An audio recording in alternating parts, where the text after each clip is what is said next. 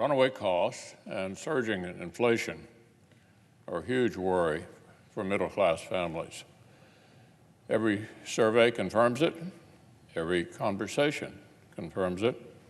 Over the last 12 months during this economic recovery, the average American worker earned a 3.6% raise. But inflation has risen so steeply that it's turned that into a nearly 2% pay cut. Remember, at the beginning of the year, the Biden administration inherited a historically strong economic trajectory. Thanks to the smart, targeted, bipartisan policies we passed last year, our economy was primed to get millions of Americans back to work with competitive pay while consumers unleashed pent-up demand.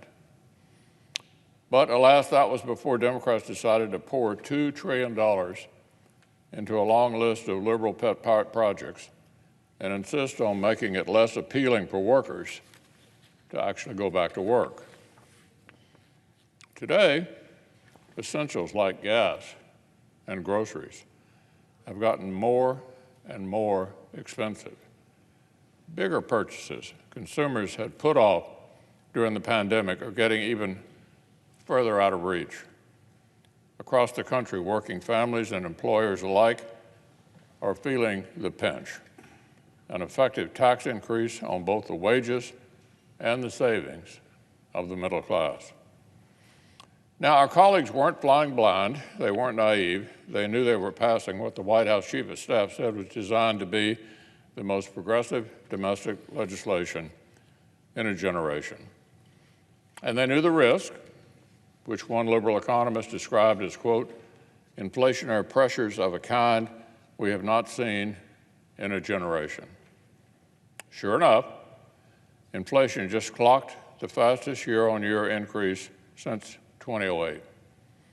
But apparently, according to President Biden himself, the solution is, listen to this, even more of the same.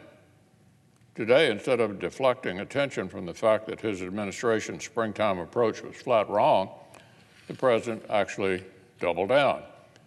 He suggested the right way to shake this inflation was, listen to this, another $3.5 trillion in spending.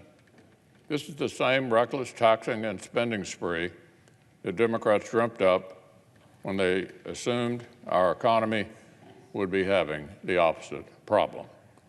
But now all that same borrowings, printing, and spending is supposed to be what the doctor ordered to fight inflation, inflate our way out of inflation. Let's hope the American people don't have to learn firsthand how that strategy would work out. Another multi-trillion-dollar reckless taxing and spending spree, believe me, is the last thing American families need.